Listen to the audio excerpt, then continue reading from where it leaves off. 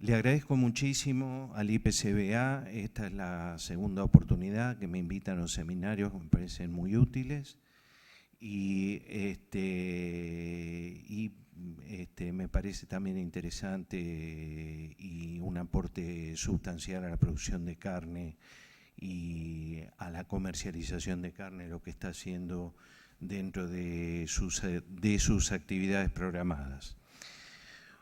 Quiero también decir que yo estoy aquí en representación y por autorización expresa de la institución a la que pertenezco, la Universidad Nacional del Sur, el Departamento de Agronomía y la Comisión de Investigaciones Científicas de la Provincia de Buenos Aires y un instituto asociado del CONICET, que es el CERSOS, un centro de recursos renovables de la región semiárida, que es un instituto asociado al Centro Científico Tecnológico que está implantado por el CONICET en Bahía Blanca. Así que sin más, bueno, vamos a entrar en esto que espero poder cubrir algunas expectativas con alguna información ya por ahí conocida y que es necesaria casi siempre recurrir a esto como marco para hacer la presentación de los trabajos que uno ha desarrollado a lo largo del tiempo.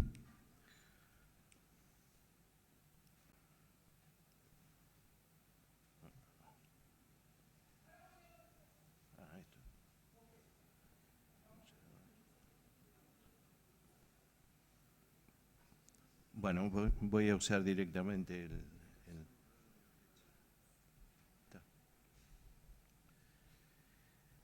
Bien, bueno, a modo de consideración como aspectos introductorios, para un desarrollo sustentable, de un programa sustentable de cría, pensaba que había algunos aspectos que debían ser mencionados, entre ellos la motivación del productor, es fundamental, y esa motivación tiene que ver también con aspectos culturales y sociales, pero a las que debe agregarse el potencial de financiación de esta actividad y la rentabilidad, dado que hay una discusión bastante, parece, importante acerca de cuál es el precio de venta de la recría. No debería ser igual al precio del ternero de cría, de modo tal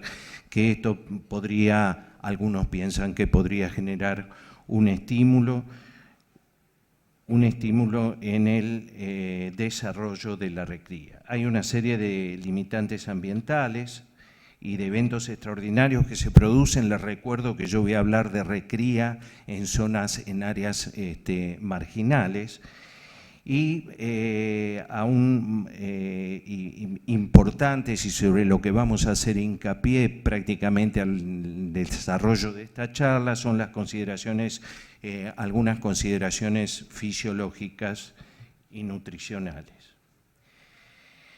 Si nosotros entendemos como etapas del proceso de producción de carne, y esto ustedes todos están bien familiarizados, y lo dividimos en las tres etapas clásicas: cría, recría y terminación.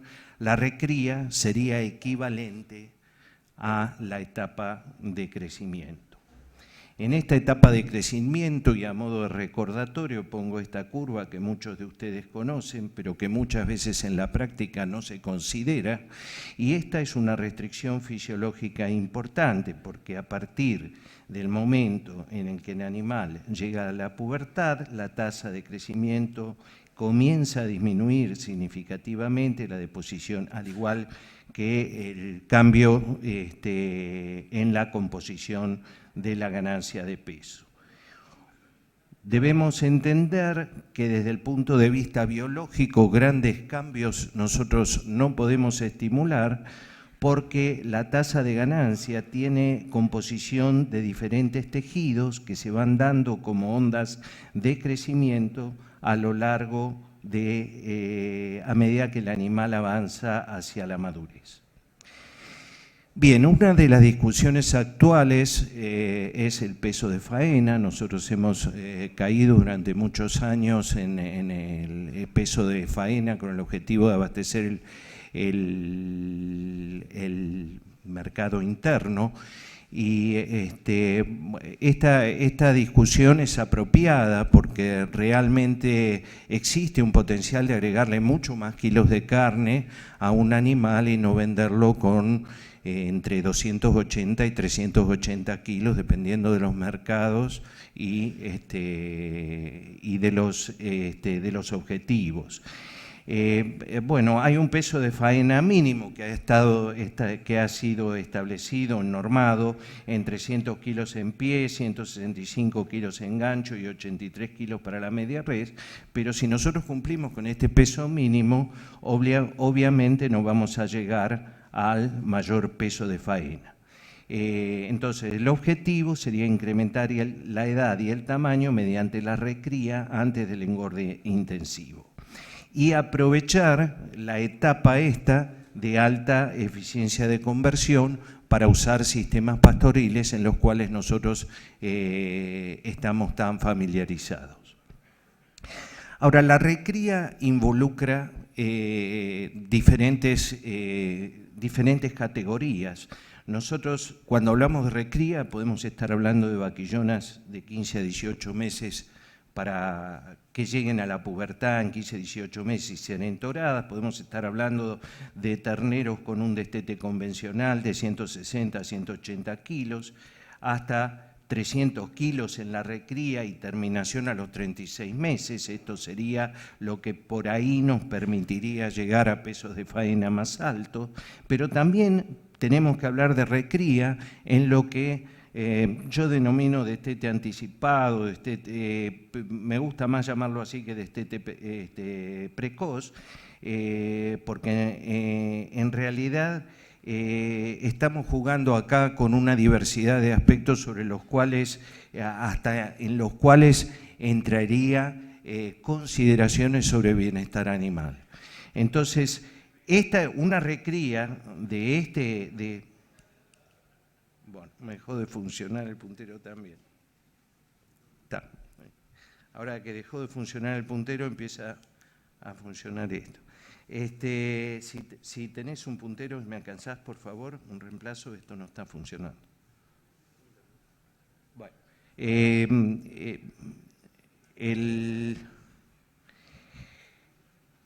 y en la región esta semiárida, en la región o región marginal sobre la cual yo he desarrollado mi actividad, hay propuestas, por ejemplo, para hacer ciclos completos con invernada corta, donde el objetivo sería llegar a aproximadamente 380 kilos en 24 meses. Con esto tampoco estaríamos cumpliendo el objetivo de ponerle más kilos al animal.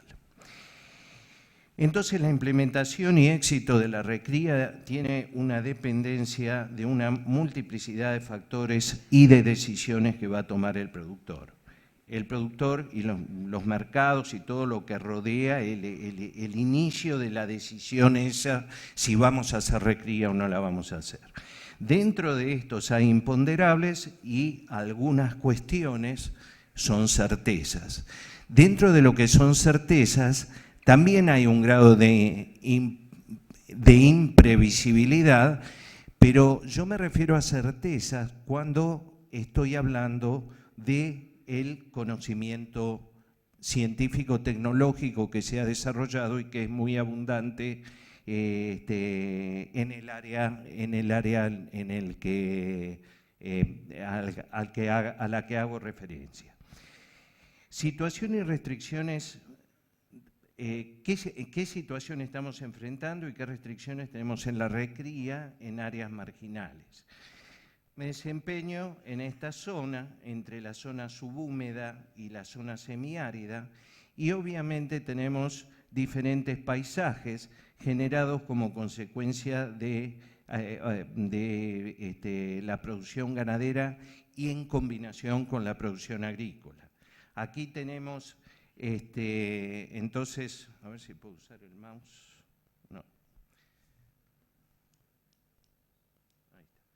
Ahí Aquí tenemos entonces representada la zona de monte, zonas, también áreas en las que los suelos son tremendamente pobres y hay hilábiles y hay áreas, es una combinación, es un verdadero mosaico entre áreas de monte y áreas desmontadas con el objetivo de llevar adelante cultivos de diferentes tipos, con objetivos ganaderos o con objetivos agrícolas.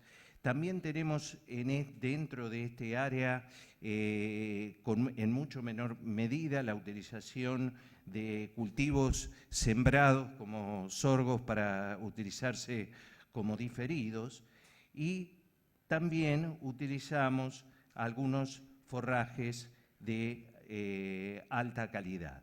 Esto definiría más o menos el panorama o la situación de lo que están haciendo los productores actualmente y el paisaje que generan, sobre todo cuando tenemos años que son climáticamente desfavorables y se han presentado, como se presentaron en el sur de la ciudad de Bahía Blanca, dentro del partido de Villarino de Patagones, áreas de altísimo grado de degradación eólica. Bien, dentro de la situación y restricciones de recría en áreas marginales, nosotros le podemos agregar a ese paisaje que mostramos las prácticas y condicionamientos actuales. Hay un permanente cambio de objetivos. Hoy hago agricultura, mañana hago ganadería, no tengo especialización en ningún tipo de cosas y a veces este tipo de producción es desfavorable en el largo plazo. Bueno, ha sido afectado tremendamente, como en todo el resto del país, por la caída del stock, la venta de vientres, impactos climáticos y económicos que ya los mencioné, y la permanente comparación entre plazos de retorno entre lo agrícola versus lo ganadero. Pero hay un problema que impacta directamente sobre la recría y que es la disponibilidad de terneros. Nosotros todavía, lamentablemente, y a través de distintos años y con distintas condiciones económicas y ambientales, no ha podido modificarse la baja cosecha de terneros que tenemos por lo menos dentro del área, donde tendríamos el potencial de tener entre un 85 y 90% de parición. ¿Qué es lo que impacta sobre el proceso fisiológico de crecimiento en estas áreas marginales? Bueno, generalmente enfrentamos alimentación insuficiente permanente, falta de forraje. Esta es una queja habitual, es un problema habitual. Restricciones severas intermitentes debidas a baches forrajeros generados por la estacionalidad en la producción de forrajes. Mal manejo del pastoreo por no entender las relaciones entre carga y disponibilidad por unidad de superficie, deficiencias en la calidad del forraje utilizado que no son corregidos y que impiden hacer un balance nutricional adecuado, y tampoco se aprovecha en el caso de hacer suplementaciones o no se tiene en consideración el impacto del efecto asociativo que puede generar la suplementación en el ahorro de la superficie de pastoreo o de la cantidad de forraje utilizado. Para la recría debemos comprender las curvas que mostré adecuadamente y respetar este proceso biológico de crecimiento. Por lo tanto, ¿qué es lo que deberíamos lograr en una recría más o menos eficiente? Un ritmo de ganancia de peso que vaya de 750 a 900 gramos por día. ¿Podemos ganar menos? También podemos ganar menos y estaríamos en una situación de crecimiento compensatorio.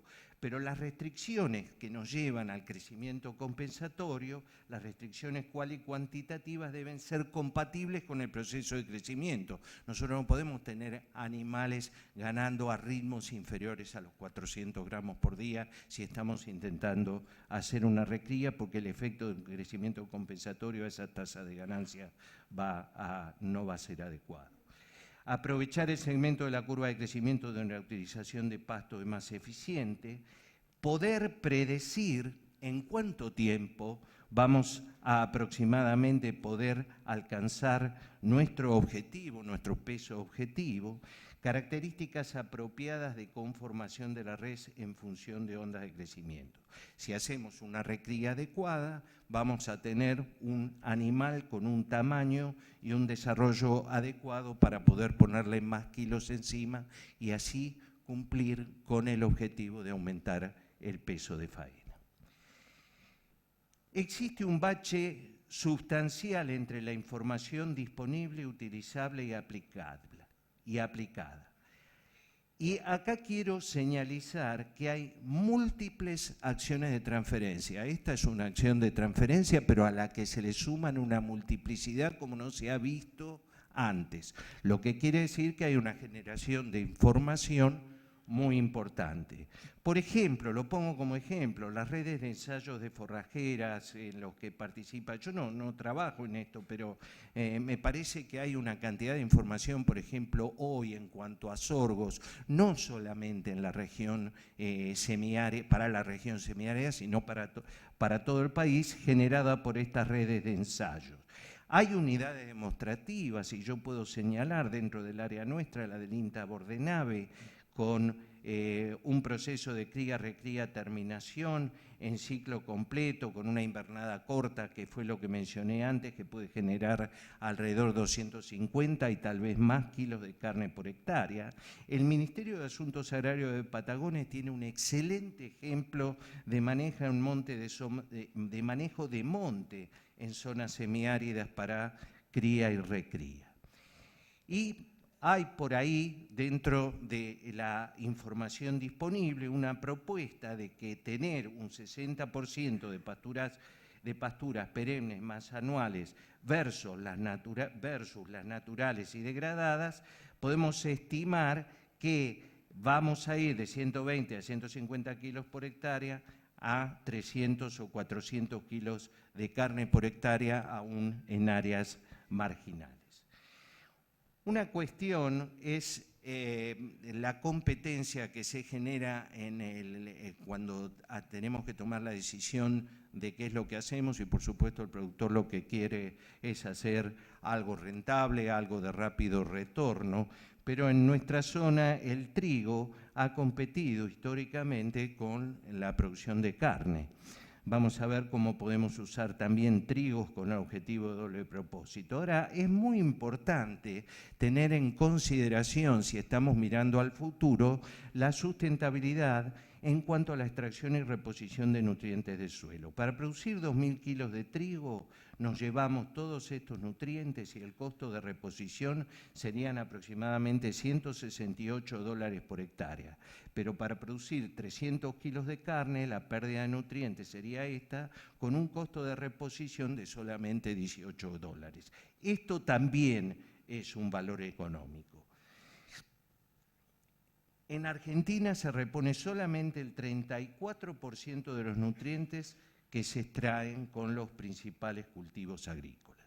Bueno, una vez dicho esto, ¿qué información concreta se puede contribuir al objetivo productivo de la recría? Y es aquí donde vamos a comenzar a mostrar una serie. Primero voy a hacer algunos comentarios sobre avances en pasturas cultivadas en el semiárido, muy rápido, pero después vamos a mostrar una serie de trabajos en los que en muchos de ellos ha tenido participación nuestro grupo de la universidad. Con respecto a avances en pasturas cultivadas en el semiárido, hoy la información y la cantidad de cultivares que nosotros tenemos, por ejemplo, de avena, es extraordinaria. Extraordinaria, nosotros hemos trabajado bastante en avena y entendemos que el aporte que han hecho los mejoradores en el área nuestra ha sido sustancial. En cuanto a megatérmicas, información tomada de la estación experimental de Anguil, muy cerca de aquí. Si bien nosotros, el pasto llorón fue una solución muy grande para quienes entendieron que se podía contribuir a la sustentabilidad y a la vez a la producción de pasto. Una de las críticas grandes al pasto llorón es la caída rápida en la calidad, por eso ellos probaron otras especies de Eragrostis, incluyeron muchos ensayos de Digitaria neanta, Mijo perenne, Panicum, y una de las especies que particularmente me llamó la atención fue esta Tetragme dregei, que puede mantener, a pesar de ser una megatérmica, 50% de forraje verde en pleno invierno. Y tenemos algunas ideas nuevas desde mi grupo de trabajo en cuanto a la utilización y a mejoramiento de stands de agropiro. Para empezar con algunos de los resultados, debemos saber cuál es el valor nutritivo y la productividad. Ya en 2001 nosotros habíamos hecho un ensayo comparativo entre pasto llorón y digitaria, y a pesar de que el pasto llorón seguía siendo con muy buena producción de forraje, significativamente más alta que digitaria, se igualaban en cuanto al diferido, y lo que veíamos era una diferencia de calidad sustancial en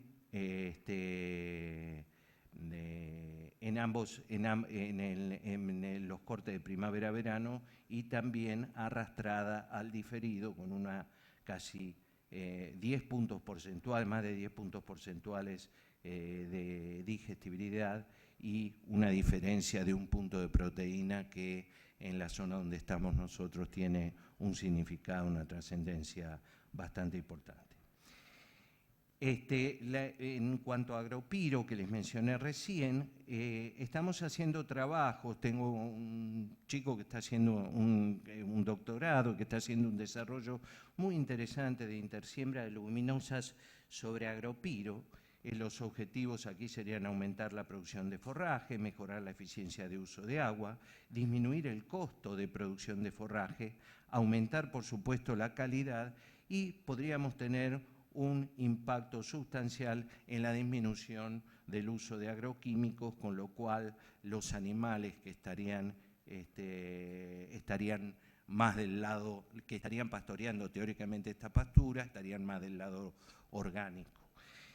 Esta es una fotografía de un campo en el que de uno de los experimentos en los que se implantó vicia, y se nota la biomasa, un cambio de color que tiene que ver con la calidad y de cantidad de biomasa producida muy importante. Acá lo podemos apreciar todavía mucho mejor.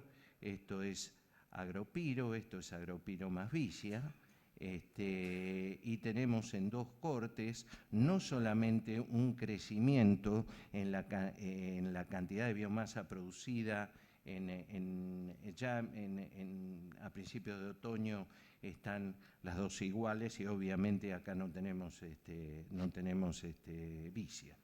Pero vemos cómo la vicia empuja no solamente la producción total de forraje, sino el crecimiento de agropiro. Acá tenemos diferencias también sustanciales en la composición entre los dos tipos de pasturas, menos fibra detergente neutra y un contenido de proteína mayor en un determinado momento. La magnitud del cambio, por supuesto, va a depender de la proporción entre las especies, y hago referencia a lo que había comentado anteriormente sobre la fertilidad residual al año siguiente. Hemos trabajado sobre algunas estrategias de utilización de forrajes de alta calidad en el semiárido, porque también los podemos producir, como vimos en la foto inicial, y en las fotos iniciales mostrábamos ahí un verdeo de trigo y uno de avena. Estas estrategias que voy a describir ahora están fundamentadas en estos conceptos: pastoreos con restricción horaria, es decir, saco los animales para preservar las pasturas, de 12 a 15 horas, pastoreo sin restricción horaria y tipo de suplemento. Estos trabajos los desarrollamos entre los años 90 y 2000, aproximadamente 2004, y he seleccionado algunos de los trabajos para presentarlos hoy aquí. En pastoreo sin restricción horaria, porque no en todos los casos hace falta retirar a los animales de la pastura, este es un ensayo que a nosotros nos dijo mucho, porque lo realizamos, nos trabajamos en sociedad con el Ministerio de Asuntos Agrarios, que está localizado en la Estación Experimental de Pazman, en Coronel Suárez. Aquí trabajamos con terneros y con novillos, pero miremos solamente los terneros porque estamos hablando de recría. En terneros podemos esperar que animales que están todo el día pastoreando un verdeo de avena, que va a tener en promedio 35 a 40% de materia seca y al principio de la estación de pastoreo una cantidad menor, vamos a tener esto, diarrea. Entonces muchas veces nosotros miramos la diarrea como una cuestión que tiene que ver con algo patológico, cuando es algo mecánico, es simplemente debido al contenido de agua que tiene el forraje.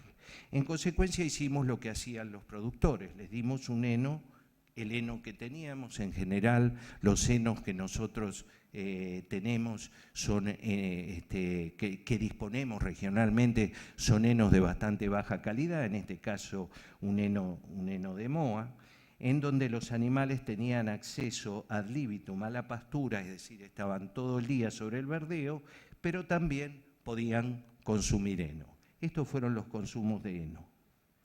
Obviamente que es lo seco, el agregarle algo seco para parar la diarrea y mejorar la ganancia de peso no tuvo ningún efecto porque los animales estuvieron con índices de diarrea muy altos al principio, o de heces acuosas, si queremos llamarlo de esta manera, y se disminuyó sustancialmente hacia el final del periodo. Y estas son las ganancias de peso.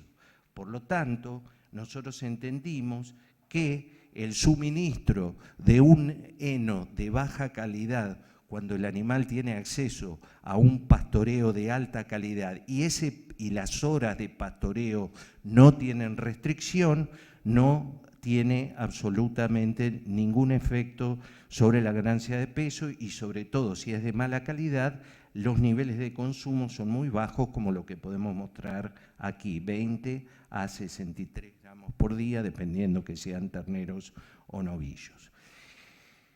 En este ensayo, donde hicimos pastoreo con restricción horaria, es decir, retiramos los animales de la pastura, utilizamos dos henos en el encierre, un heno de sorgo y un heno de pastura que incluía una leguminosa, por supuesto de mayor calidad.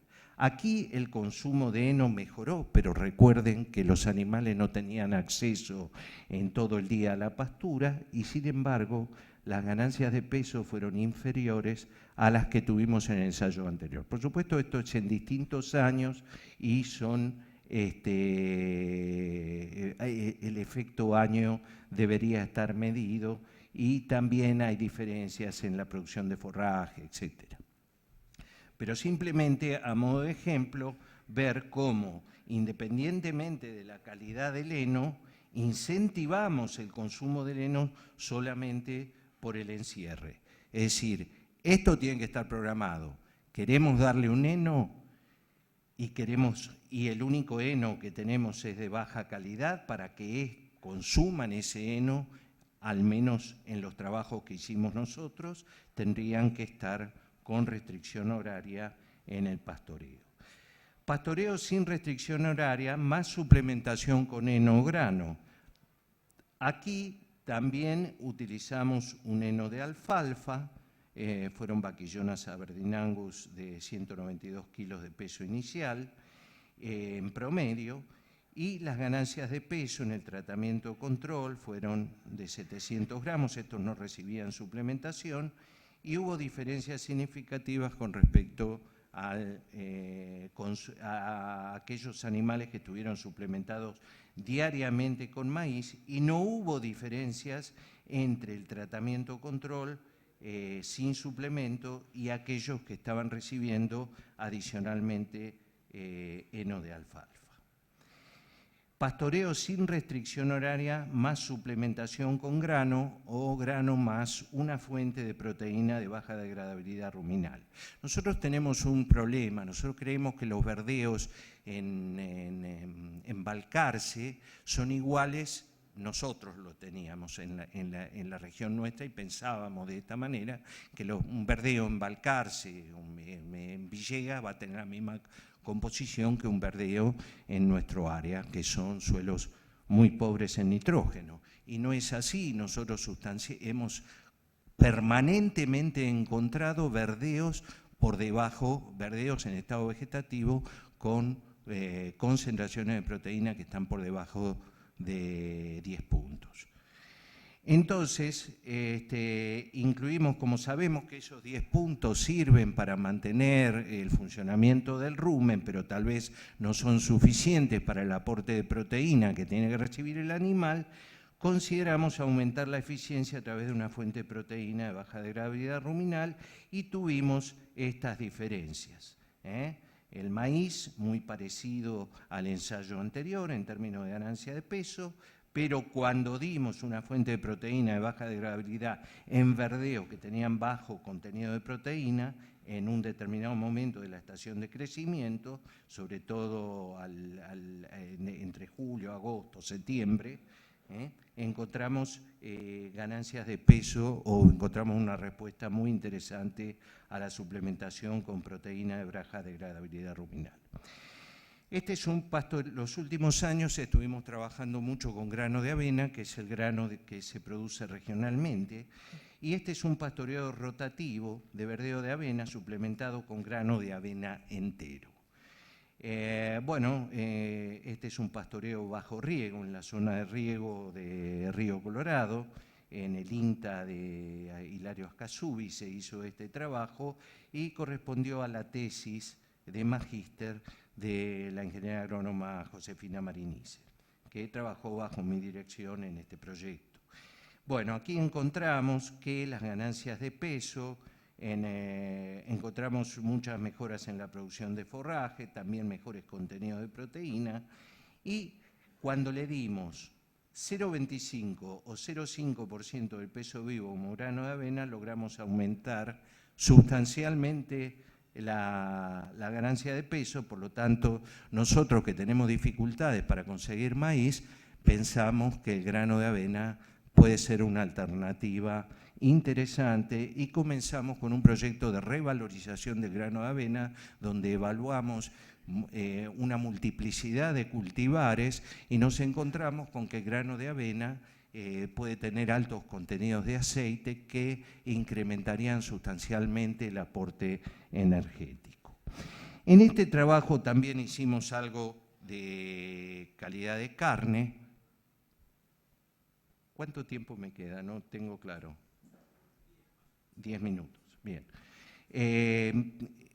En este trabajo en el que hicimos suplementación con grano de avena, hicimos también una evaluación de calidad de la carne utilizando las normas del USDA y del Departamento de Agricultura de Estados Unidos y nos encontramos con que en aquellos que estuvieron suplementados al 0,5% de peso vivo, tuvimos mayor peso en la res, mayor espesor de grasa dorsal significativo, tuvimos un marmoreo mucho más alto. Y esto es interesante porque si bien se redujo el nivel de CLA, del ácido linoleico conjugado, que es uno de los ácidos grasos de alto valor que buscamos en carne y leche, se redujo pero no significativamente, cuando hay estudios que muestran que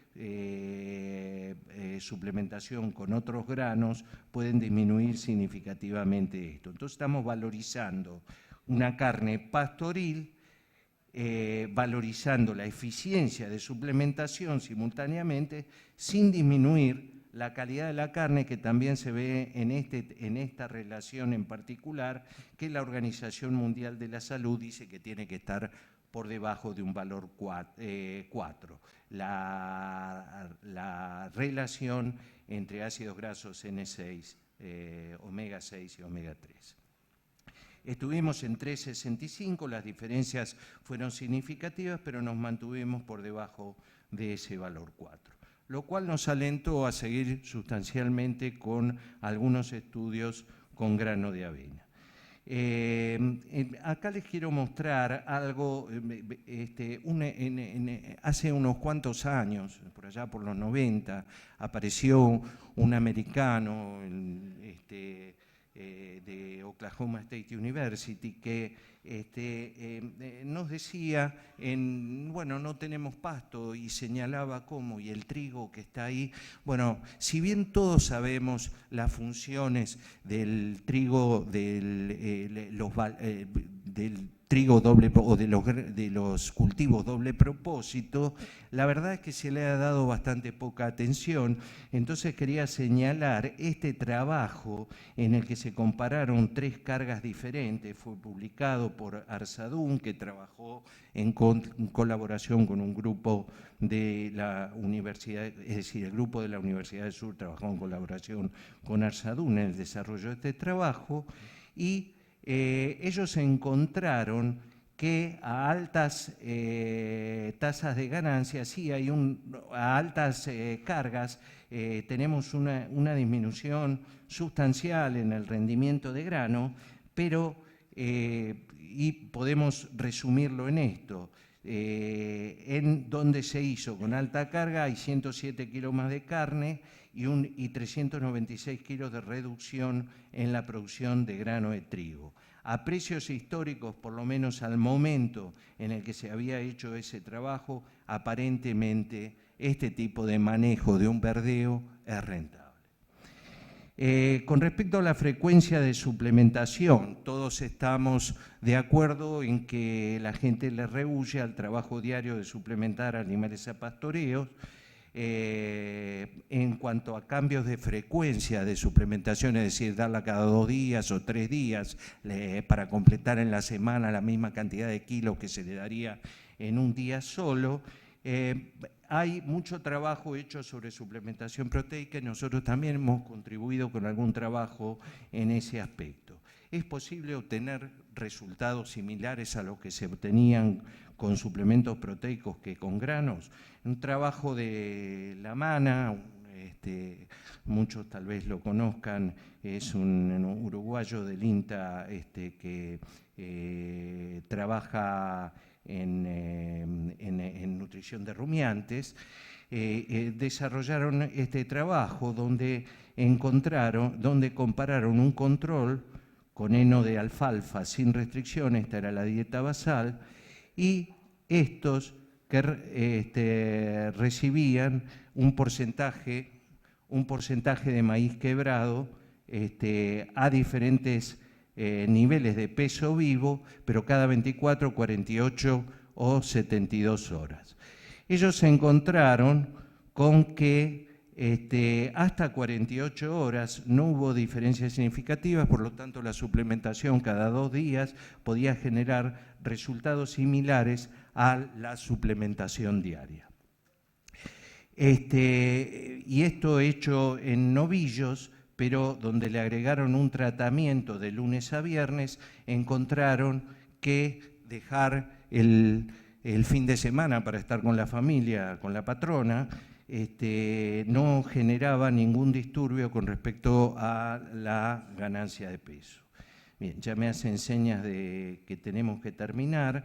Tenemos que tener consideraciones con respecto también a la nutrición mineral. En los estudios que nosotros hicimos en verdeos de invierno encontramos años en que estábamos cerca de valores normales en sangre con respecto al magnesio, pero hubo otros años donde podemos tener hipomagnesemia subclínica, que no la podemos detectar como una enfermedad, pero que va a tener una incidencia negativa en la ganancia de peso. Bueno, Vamos a dejar todo esto de estrategia de utilización de forrajes de baja calidad resumido a sorgo, un trabajo que hicimos con sorgo granífero diferido. Yo dije que los forrajes de baja calidad son los más abundantes. Podemos plantearnos una recría sobre forraje de baja calidad y si hacemos el tipo de manejo y la suplementación correcta, tal vez nos dé resultado. En este caso hemos encontrado que en sorgos diferidos, suplementados con soja entera o con harina de girasol, estuvimos dentro de los 600 a 700 gramos de ganancia de peso. Y también tenemos que tener consideración con respecto a las reservas. Hemos trabajado en algunas reservas que no son tradicionales, forrajes de baja calidad tratados con urea. Quiero mostrarles aquí simplemente que hay diferencias en el consumo de materia seca y también de ganancia de peso, aunque esto es en ovinos. Aunque esta ganancia de peso pueda no resultar interesante, bueno, no es lo mismo utilizar un forraje tratado que un forraje sin tratar. Cambia sustancialmente la composición en cuanto a digestibilidad y el contenido de arrastre de nitrógeno. Estuvimos también trabajando en silajes de garopiro y en proyectos de intensificación de la recría basada en grano de avena. Y esto es lo último que quiero mostrarles en un minuto más. Tenemos 2 experimentos que están publicados, uno con, ya les había dicho yo que el grano de avena es el grano por excelencia producido en la región. En este caso usamos un concentrado peletizado en donde había, la dieta tenía 80% de pellets y nos encontramos con que si bien las ganancias de peso son mayores a favor del maíz en el grano procesado, el consumo voluntario de materia seca fue mucho menor en avena. Por lo tanto, tenemos una eficiencia de conversión alimenticia similar y eso es lo que nos interesa con respecto a la utilización de alimentos, mejorar la eficiencia de conversión. Con respecto a la utilización de grano entero, estos ensayos se hicieron todos con animales en comederos individuales, lo que nos permitió hacer una estadística apropiada, aunque por ahí el número de réplicas no fue tan adecuado. Aquí nos encontramos con que las ganancias diarias de peso fueron similares cuando usamos grano de avena entero o grano de maíz entero. Y finalmente esto, en un estudio con ultrasonografía, los animales que estuvieron sobre base avena mostraron un área de ojo de bife, esto es muy interesante, una tasa de crecimiento del área de ojo de bife mayor en el mismo periodo de tiempo que el maíz. Sin embargo, maíz tuvo mayor deposición de grasa dorsal. Como conclusiones, no podemos adaptar la biología a las contingencias, ya sean económicas o climáticas. Un mayor peso de faena requiere de una recría eficiente, estrategias de suplementación, diferencias entre suministro complementario y suplementario. Suplementarios son nutrientes y complementario es simplemente asociar 2 alimentos sin saber qué objetivos perseguimos. Reservas forrajeras más producción de grano propio, multiplicidad de herramientas tecnológicas disponibles confieren versatilidad y opciones al sistema de recría. En las áreas marginales es posible una recría predecible y eficiente. Y como reflexiones, ambiente semiárido versus sequía. En los ambientes semiáridos la sequía existe, va a ser predecible. Desarrollos industriales, esto sería muy interesante que lo tome la industria, como se han hecho en otros países, desarrollos industriales con potencial de uso regional, como la generación de harinas de baja degradabilidad ruminal o mezclas tratantes de forraje de baja calidad, que no tuve mucha oportunidad de mostrar resultados, instrumentación de políticas de promoción y que confieran estabilidad a la ganadería en el segmento de recría. Son los chicos que me acompañan en general en la investigación, diferencia generacional de 30 años. Espero que los próximos invitados al IPCBA puedan ser alguno de ellos. Muchas gracias.